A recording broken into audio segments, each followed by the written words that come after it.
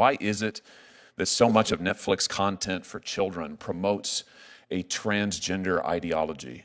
Almost half of your content for children, I'm talking about minor children now, I'm not talking about teenagers, minor children, promotes a transgender ideology agenda. I was just looking at the data here from your various series.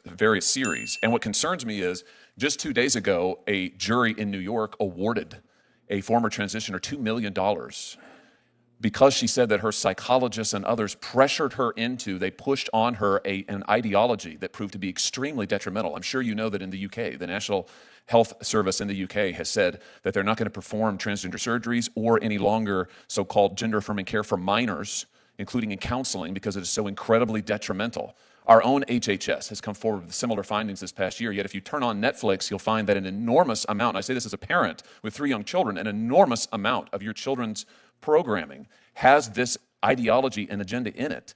Is this an advocacy position for Netflix? What you just watched is one of those Senate moments that clearly separates grandstanding from actual oversight. This hearing was not about sound bites. Senator Josh Hawley came prepared with data in hand and did what Congress is supposed to do, which is hold powerful corporations accountable, especially when those corporations are asking the government for approval to become even bigger and more influential. From labor jobs to union protections to the kind of content being pushed to children, Senator Josh Hawley raised questions that millions of American parents and workers are already asking at home. Instead of clear answers, what we saw again and again were corporate talking points and carefully worded deflections. That is why this exchange matters. If you care about U.S. jobs, workers' rights, parental authority, and the growing power of big corporations, you will want to watch this breakdown all the way through.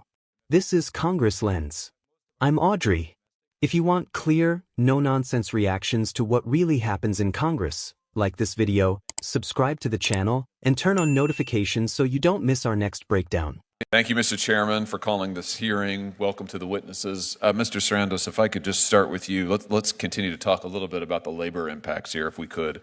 How many U.S.-based employees does Netflix currently employ, do you know? About 10,000. What about in production roles? Well, it's a fluid number, but we've had about 155,000 production jobs. About now? On our originals. At any given time, I don't know the number exactly, sir. I can follow back with your staff, though. Warner Brothers, how many U.S. production jobs? I don't have the exact number, but it would be, I would think, in the 8,000 range. Okay. Here's my question. If this merger goes through, what's your projection about the amount of domestic production, say 2 years from now? Is it going to be static? Is it going to decline? It's going to. Our production is going to increase. Domestic production. Domestic production. Employment. Is going to increase. Most of our production is domestic, and it will continue to increase. We've recently forecast our content spend, independent of this deal, to grow to $20 billion. And that's a combination of licensing, producing. Now, those licensing dollars compel production as well. That's why it's hard to get an exact number. Let me show you the data here about U.S. production recently. Yeah. It's the red line here, starting from in 2021. You can see it is pretty much straight downward. There's been massive shift in production, as I think as Senator Schiff was alluding to just a moment ago, massive shift in production overseas to other foreign jurisdictions, leaving the United States. So will you commit to increasing domestic United States production and domestic United States production jobs? Did I hear you just say you would? Senator Hawley, absolutely. It's in our business plan. It's in our long-term operating DNA. I will point out, sir, respectfully, that chart is Los Angeles. Yeah, but it is Los Angeles, but if you look at the data, it is reflective. This reflects all of U.S. production. U.S. production is not going up, right? But some of these jobs have moved. It's going down. Some of these jobs have moved to New Jersey. But the overall numbers are going down, and this is exactly the concern of labor. And without objection, Mr. Chairman, I'd like to enter into a statement for the record from the Teamsters, who have major concerns about this deal, as does, frankly, pretty much every segment of labor, Mr. Sarandos. And what they all say is they're worried that you're going to cut residuals, which is effectively payments. You're going to cut production jobs. So let's just go through a few commitments here. Will you commit to using union labor for all domestic shoots? We do use union labor. Will you commit to using it in the future for all of your domestic shoots, if this deal goes through? Senator Hawley, we do use, this is the most unionized industry in America, and we use union labor on all our production. And you're going forward. I'm looking for a commitment. You have my commitment. Will you commit to a 45-day or longer theatrical release window for major Warner Brothers films? Senator Hawley, I just said that I would do that under oath, so yes. Good. And will you commit to fairly compensating your workers in the industry with residual payments? Well, top of market payment has been Netflix business philosophy since we started operating over 25 years Listen, what you have been routinely accused of compressing and reducing residuals, it's one of the biggest objections to labor to this deal. So let's see if you can lay that to rest today. Will you commit to full residuals? Senator Hawley, I would like to tell you this is a very complicated answer because we prepay. That's usually on the way to no. That's usually a way of saying no. So I'm looking for yes. Senator Hawley, I understand this is not a yes or no answer. It kind of is, though. It kind of isn't because and we were going to sit down with the unions. You're disappointing me. Starting in the next few days, sir, we're sitting down with the unions for new contract talks that start actually in 3 days. That's a complicated, long no. I would really hope it would be yes. Okay. Are you asking me to commit to residuals in the traditional form? Because I don't think that applies in many cases. That's why I'm getting there. All right. Well, I think you've got some work to do on that, Mr. Sarandos, and I would hope that you'd reconsider your position. Before my time expires, I want to ask you about something else related to children. Why is it that so much of Netflix content for children promotes a transgender ideology? Almost half of your content for children, I'm talking about minor children now, I'm not talking about teenagers, minor children, promotes a transgender ideology agenda. I was just looking at the data here from your various series. And what concerns me is just 2 days ago, a jury in New York awarded a former transitioner $2 million because she said that her psychologists and others pressured her into, they pushed on her an ideology that proved to be extremely detrimental. I'm sure you know that in the UK, the National Health Service in the UK has said that they're not going to perform transgender surgeries or any longer so-called gender-affirming care for minors, including in counseling, because it is so incredibly detrimental. Our own HHS has come forward with similar findings this past year, yet if you turn on Netflix, you'll find that an enormous amount, and I say this as a parent with 3 young children, an enormous amount of your children's programming has this ideology and agenda in it. Is this an advocacy position for Netflix? Is this an ideological commitment you have? I mean, why is this? Senator Hawley, Netflix has no political agenda of any kind. I would tell you that. Well, then why is your children's program so full of this highly sexualized, highly controversial agenda? I don't understand it. It seems strange to me. Respectfully, sir, it's because it's inaccurate. We have millions of hours of children's programming. You're saying it's not there. You don't have trans. You don't feature trans characters, trans storylines, trans themes. It's not in your programming. I'm saying we feature a wide variety of stories and programs to meet a wide variety of people's tastes. Why is almost half of it? Why does almost half of your children's program feature this highly controversial, highly sexualized material? That just seems strange to me. It can't possibly be a reflection of the population. Senator Hawley, I don't have any idea where that number would come from or what that would be. I don't believe that's been your personal experience, but I can't speak to that. Well, what do you mean you don't think it's been my personal experience? You don't think that I monitor what my children watch on your... Here's what I tell you what my personal experience is since you bring it up. My personal experience is that my 3 children, I can't let them watch anything they want on Netflix. I can't let them watch anything on Netflix unless I preview it, because I don't have confidence in what's on your platform. I don't know what they're going to encounter, and I tell you what, I don't want my kids being pushed an agenda about their sexuality or gender identity when I have not had the opportunity first to discuss it with them and to form them in that.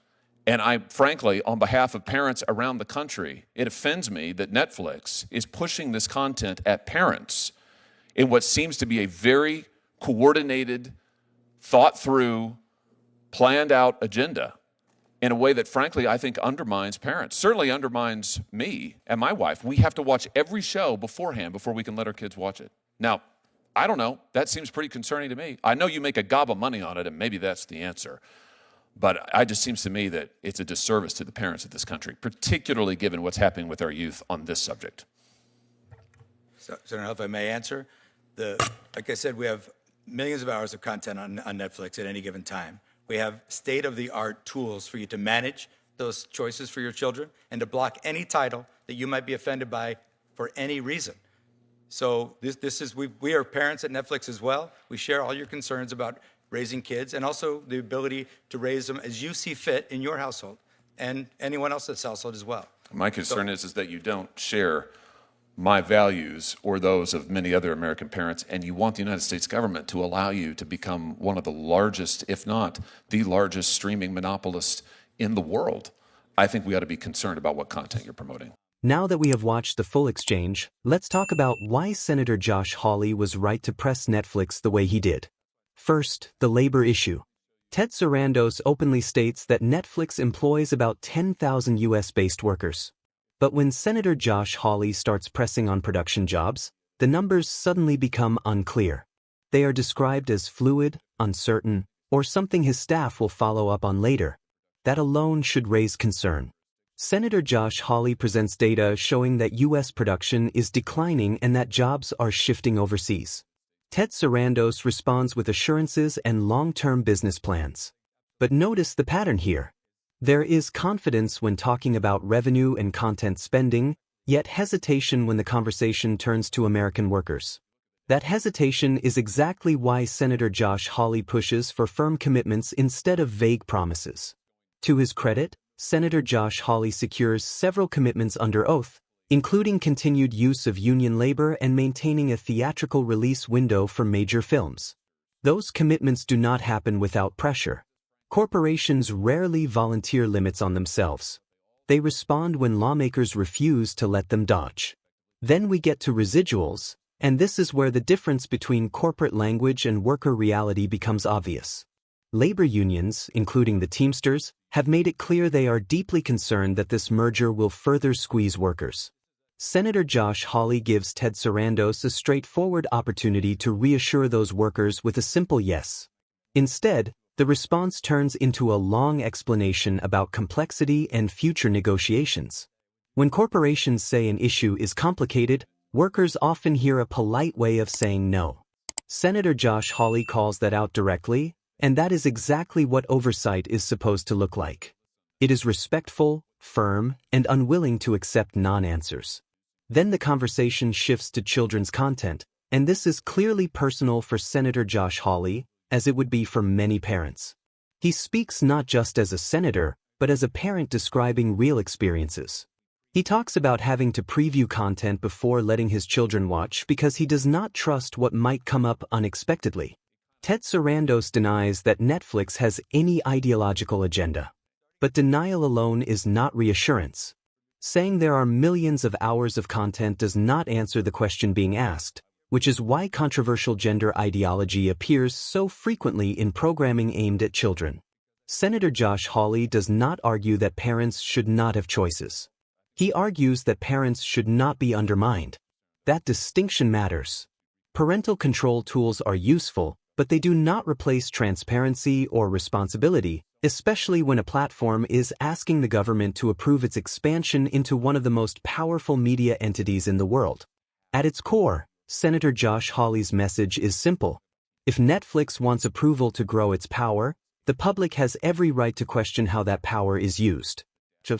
Labor protections, children's content, corporate accountability. These are not fringe concerns. They are central issues that affect families and workers across the country. Whether you agree with Senator Josh Hawley on every issue or not, this hearing shows a senator doing the job voters sent him to do. He asked uncomfortable questions on behalf of workers, parents, and families who do not have a seat at that table. That is why this moment matters, and that is why it deserves attention beyond the headlines. Let me know what you think in the comments. Was Senator Josh Hawley right to push this hard, or did Netflix give answers that satisfied you?